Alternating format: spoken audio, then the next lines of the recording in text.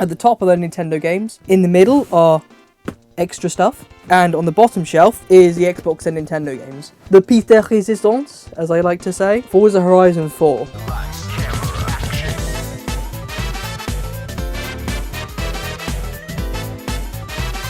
So, I went retro game shopping in Cardiff. Now, first of all, I've got COVID. I'm feeling a bit better than I expected to, but I'm still kind of feeling ill. I need to stop procrastinating and stop watching Andor, because it's a great show. And I also have my unpaid intern over here, Kai. So say hi, Kai. Hi. What I've done with the games, I've spread them into different categories, right? What I should have done is spread them into categories of where I bought them from. You know, what are the best bargains and everything, but I lost all the receipts. I completely forgot. So anyway, let's start with the Nintendo games.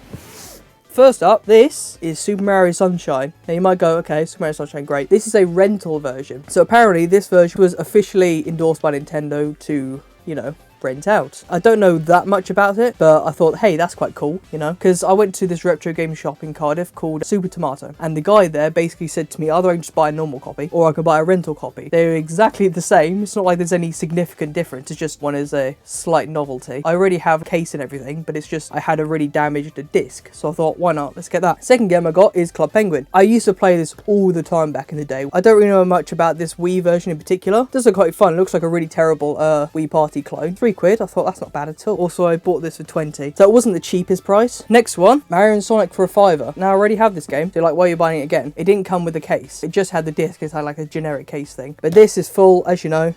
Case in box, decent quality. Again, it's CEX. I bought this from. They're a second-hand games retailer, technology, all that kind of stuff.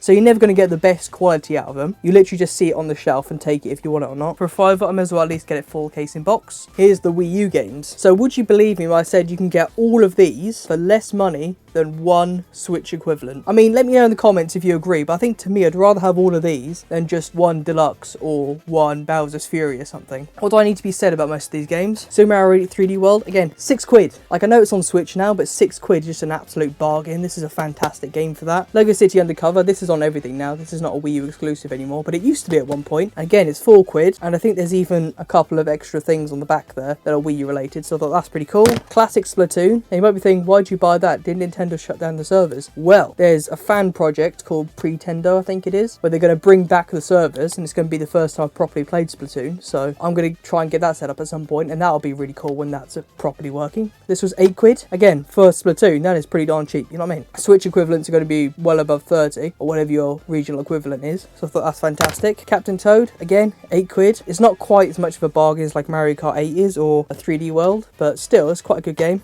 Case is a little beaten up though, right on the back, so again, it's not the best find, but it was still pretty cool. And New Super Mario Bros. U, which I'm not the biggest fan of this game. It's fine, obviously, it's fine for what it is. I much prefer New Super Mario Bros. Wii, so that is my new Wii U collection. I have a couple of them over there. I forgot about this one, Nintendo Land. I thought this was always a multiplayer game. When I found out this was single player only, I was quite surprised, but I thought, hey, that looks cool. There's a bunch of mini games and stuff. Like, it's kind of hard to argue with £4 really, and I'm glad I managed to find all that for such a good price. If you're looking to get into game collecting, Wii U games are surprisingly cheap now, and they're also really good, like a few of those over there. Anyway, next up, this is 42 Classics, so it's basically just board game thing. Chess, drafts, checkers, mahjong. It was £3. I thought that's not too bad for £3 at all. So this I got at the NEC, which I did a video on previously. You can check that out in a bit. But this is just a SNES controller for a £5, so that's always handy to have when I eventually get my SNES. Wow, my throat's really sore now. Now we got onto some stuff that aren't games.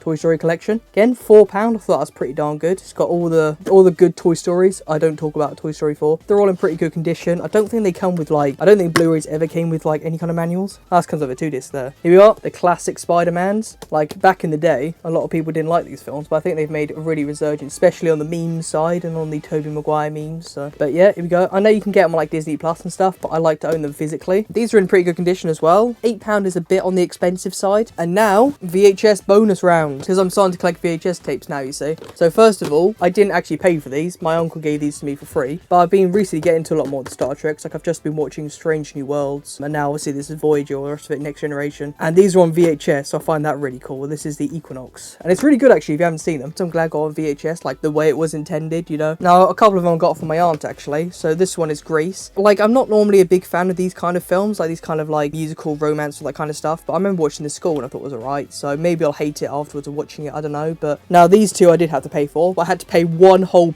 Oh no, I'm completely broke now. Let's see, Aristocats and The Lion King. So I think that's worth it. Again, obviously you can watch them on Disney Plus, whatever, but just having them on VHS is just something different, you know what I mean? Being able to physically push it in, especially because of how classic these films are, that's not bad at all. And then the classic, GoldenEye. Again, I'm not the biggest fan of James Bond or anything. I just thought, you know, this one in particular, because it's GoldenEye, you know, GoldenEye N64, all the rest of it, so I thought it was cool to get the film that was based on. And so now, let me open it. Yeah, there we go. So now back to the games. We have the Xbox games here, and we have the PlayStation games here. So, let's start with the PS1 games, shall we? First of all, the original Gran Turismo. So finally, I have a complete Gran Turismo collection apart from 7. So I have everything from 1 all the way up to Sport now. I think my Gran Turismo 3 doesn't work properly, but everything else should be fine. This was in really, really good condition. The case was really nice. £10 isn't the cheapest, but I thought because of how good the case is, it's full case in box, everything. Hopefully the disc works, because this is from a charity shop, so you never know. Second of all is Superbike. I got this from a cash generator, and again I'm going to get to that because that's the most important part in a bit. I bought it digitally on the PS Vita. It just mainly just have a physical version, but it's a really decent game for a PS1 game. Full 3D, all the rest of it. It's a motorbike racing game. I think I got that for like £3 or something. Next up is what is it, Toka Touring Car, whatever it is. Oh, this was a £5. Maybe the other one might be the £5 as well. I can't remember now. I wasn't sure about getting this. I'm not sure if it's that good, but my uncle said it's really good. Interesting to get. Case isn't in the best condition, as you can see. I think there's no manual and the case is a bit broken, so I'm not going to open it. But I thought, hey, if that's a good game, I'll give that a go. Anyway, moving on. Struggling to find space to put the rest of these games now. Onto the rest of the PlayStation games I have. First of all, start with Minecraft PS Vita. Again, a lot of these I have digitally, but I wanted a physical version for £8. I think the PS Vita one is really underrated, considering it was the first proper portable one. Because back when this came out, Minecraft PE was, you know, potato. I mean, for all those that remember the Nether Core reactor. So basically, if you ever seen the Raspberry Pi version, that's what Mobile Edition was like. Whereas this was straight up the PS3 version. Obviously, it didn't run as well, but it was basically the same thing. So this is an interesting piece of history, this is, and I might do a video on that at some point, so let me know if you want to see that. Next up, the original Colin McRae Dirt. Now, I would prefer to get this on PC, but you literally cannot buy it now, at least officially. Either you're getting it on 360 or you're getting it on PS3, and I'd rather get it on PS3 to be honest, so I'm glad I found that. This is a fantastic game. I think Dirt 2 is probably my favourite, but Dirt 1 is still really good as well. Next one is Lemmings. Now, Lemmings, I remember the PS2 version specifically, I absolutely loved that, but then I bought the Mega Drive version, and that was terrible, or at least to me anyway. Maybe I'm just an idiot, I don't know, but didn't like that at all. But the PSP version looks a lot closer to the, no, not PS3, PS2 version that I used to play, so again, £3, so that's not too bad. Next up, I think this was literally £1, but this is a Space Invaders game. Like, I don't know what else there is to say, apart from the case looks in pretty good condition. Again, this is in a charity shop. It actually comes with the manual as well, so that's good. I think this is a CD as well, not a DVD, for a PS2 game. And I think it was £1, so I was like, for £1, why not? So this is Formula 1 2002. I don't really know that much about this either. It's just your standard F1 game. No, I don't think it's anything particularly special. I think the Codemasters ones are probably better, but I thought this was £1, and it even comes with free movie discs. As you can see when I open it up, it's got one disc, which is the game, but also movie disc, which I don't know why I need that, but I have that now. It's kind of hard to argue when it's £1, so you know. Anyway, there's no manual though, so that is all the PlayStation games. And finally, we're on the Xbox games. So first of all, it's Spider-Man 2. Obviously, Spider-Man 2, everyone's classic. The pizza tune. It's probably like the best Spider-Man game besides the Insomniac ones. £6, not too bad, especially because it's on like the best platform, at least I think so. Looking forward to playing that at some point. Now here it is, the piece de résistance, as I like to say, Forza Horizon 4. Now, we all know how much of a great game this is. It actually wasn't me that grabbed it, this was my dad, so I'm a bit gutted it wasn't my find. He got this for £3, £3. Now, normally this retails for 20, but that was in that cash generator place. I'm guessing they just didn't know how much it was worth, or they didn't calculate it properly, I don't know. That is literally the best bargain I've ever found, I think.